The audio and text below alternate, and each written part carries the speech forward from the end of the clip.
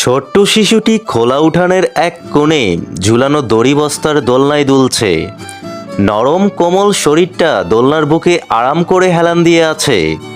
ছোট্ট পা দুটো দোলনার কিনারা ছুঁয়ে দোল খাচ্ছে। সে মাঝে মাঝে আনন্দে খিলখিল করে হেসে ওঠে, যেন বাতাসের সাথেই তার বন্ধুত্ব জমে উঠেছে। মা কিংবা বাবা হয়তো একপাশে বসে শিশুটির দোলনার দড়ি আলতো হাতে টেনে দিচ্ছেন, আর তার প্রতিটি দোলার সাথে বাতাসে ছড়িয়ে পড়ছে একরাশ নির্মল হাসি। দড়ির একটু খসখসে স্পর্শ আর বস্তার পরিচিত গন্ধে শিশুটি নিশ্চিন্ত, নিশ্চুপ।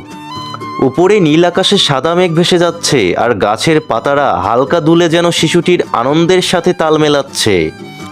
এই মুহূর্তটা বড় নিখাত, বড় নিষ্পাপ।